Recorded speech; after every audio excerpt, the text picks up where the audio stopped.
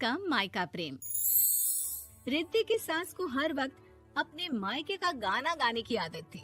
अरे बस करना माँ, मामा का ये किस्सा तू 50 बार पहले भी सुना चुकी है। अरे हाँ, तो क्यों ना बताऊं। तेरे चाचा तो उस वक्त हाथ झाड़ कर खड़े हो गए थे।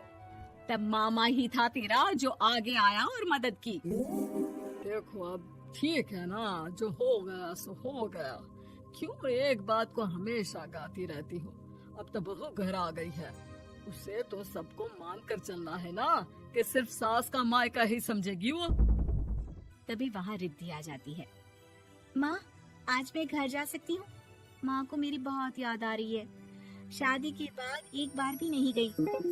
हाँ तो कौन जाता है।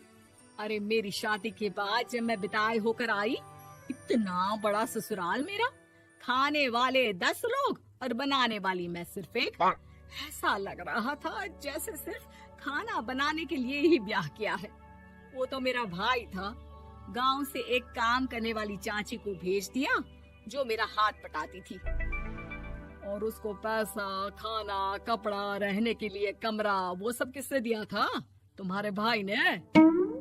ये मामला रोज का था।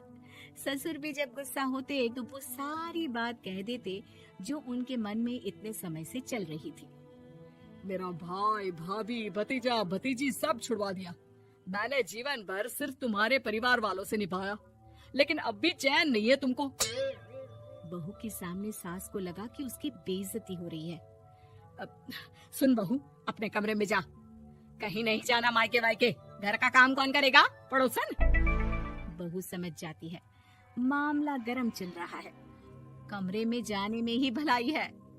कमरे में क्या है? तुम्हारी माँ हर वक्त चिक चिक चिक करती रहती है। कल ताई मिली थी तुम्हारी मुझे, लेकिन मजाल है सासू माँ की उन्होंने एक बुराई की हो, लेकिन सासू माँ हाँ, जब देखो तब ससुराल के लोगों की बुराई करती रहती है। बेचारे पापा जी कितना मिस करते हैं अपने घर वालों को। मेरा तो बड़ा मन करता है कि ताऊ जी, चाचा जी और सब मिलकर रहे, ना साथ रहे लेकिन आना जाना तो ठीक से रखे। हिंदुस्तान और पाकिस्तान एक हो सकता है, लेकिन चाचा और ताऊ के परिवार के साथ हम लोगों का मिलन ना जी ना, कभी नहीं हो सकता। ये बात है। देखिए मेरे साथ ना ज्यादा चैलेंज मत करिएगा। ऐसा कोई काम नहीं है जो मैं नहीं कर सकती। ससुर जी जो कि बहू की बात सुन रहे थे सामने आ जाते हैं।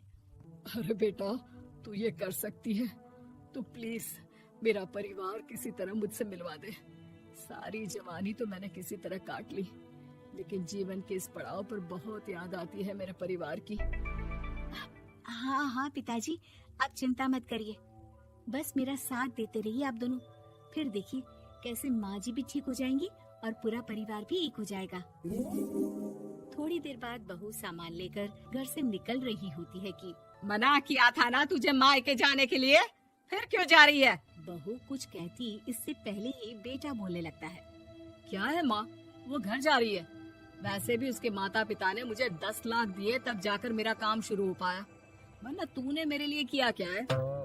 अरे वाह बेटा, बचपन से पढ़ाया लिखाया, तेरे दुख दर्द में जगी, और आज वो लोग तुझे सही लग रहे हैं। और फिर ससुराल में लड़की खुश रहे, ये तो मायके वालों की जीवन भर की जिम्मेदारी रहती है।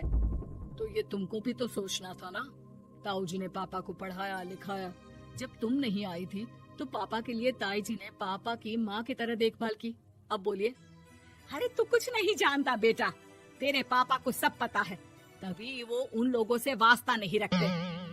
मैं उन लोगों को जानता हूँ, लेकिन मैं तुम्हें नहीं जानता कि तुम्हारे मन के लायक काम नहीं हुआ तो तुम घर की शांति बर्बाद कर दोगी। सास जोर जोर से चिल्लाने लगती है। तभी वहाँ सास का भाई आ जाता है। अरे क्यों आप लोग मेरी बहन को परेशान करते रहते हैं? पहले ये जीजा कम थे, जब बहू भी आ गई। बहन, मैंने तो 30 साल पहले ही बोला था, अपना हिस्सा ले और छोड़ इन लोगों को, चल अपने साथ। बहू समझ जाती है कि मामा ससुर की नजर किस पर है। देखा, तुम लोग मुझे अकेला मत समझना, मेरा भाई खड़ा है आज भी मेरे लिए। बहू मायके जाती है और आते वक्त साथ में एक नौकरानी ले आती है। अरे बहू, कुछ खाने को दे दे। अरे आंटी, क्यों भाभी को परेशान करती रहती हो? उनके भाई ने मुझे जिम्मेदारी दी है। किसी भी चीज की परेशानी नहीं होनी चाहिए भाभी को। जो चाहिए मुझे बोलने का। आय हाय, बहू के मायके वालों का इतना दखल। ये मेरा घर है, कोई कल का आए इसे पूरा कैप्चर कर ले, ये बर्दाश्त नहीं होगा मुझसे। क्या हो गया सासू माँ? क्यों सुबह सुबह चिल्ला रही हैं? चमेली, ओ चमेली, क्या कहा था मेरे भाई ने तुझे?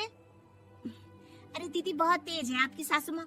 मैंने तो बोला कुछ चाहिए तो मांग लो मुझसे। अरे निकल यहाँ से, घर को रेलवे स्टेशन बना रखा है, जो देखो वो घुमा जा रहा है यहाँ से वहाँ। ये कहीं नहीं जाएगी। ये जाएगी तो घर का काम कौन करेगा? मैं। हाँ, और क्या करती है बहुएं? घर का काम ही तो करती है, इसमें नया क्या है? तभी वहाँ ससुर जी आ जाते हैं। हाँ, तो यही बात तो तुम्हें भी समझनी चाहिए थी ना। आज बहू के मायके से नौकर आ गया तो तुम्हें बुरा लग रहा है?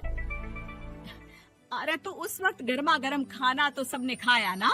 ऐसा तो नहीं है कि मेरे मायके का नौकर था तो सिर्फ मेरे लिए बनाता था। अरे निकालो इसे, फिलहाल बाद में बात करती हूँ। सास का गुस्सा जोर से नौकरानी पर फूटता है। तभी वहाँ बेटा सामान के साथ आकर खड़ा हो जाता है। चलो रिद्धि, तुम ठीक बोलती हो। मेरी माँ को तो हम लोगों की कोई फिक्र है ही नहीं, ये तो सारा दिन सिर्फ अपने बारे में सोचती है। और देखिए, मैं अब से कह रही हूँ कि अब से इस घर की तरफ आपको देखना भी नहीं है। नहीं आना आज के बाद इन लोगों से मिलने। हाँ हाँ, बस कभी कभी दिन में 2 बार मिलने आ जाओ। नहीं, बिल्कुल नहीं। ससुर झूठा नाटक करते हुए। मेरी बीवी ने मुझे मेरे ही परिवार से दूर कर दिया, आज बहू मेरा इकलौता बेटा दूर कर रही है। हाय, कैसे जीऊंगा मैं? वाह, वो भाई जो आपको बेटे की तरह मानता था, उन्हें छोड़ने में तो दुख नहीं हुआ। आज खुद का बेटा छोड़कर जा रहा है तो कैसे जीऊंगा? बड़े आए। अब सास समझ चुकी थी कि उससे गलती क्या हुई है। मुझे माफ कर दे बहू, अब मेरी समझ में आ गया कि अपनों से दूर कर बीवियां पति का भला नहीं बल्कि उन्हें जीवन में अकेला कर रही है। मुझे माफ कर दे, मैं अब सबसे माफी मांग लूंगी। ससुर जी दूर से बहू को थम्स अप दिखाते हैं।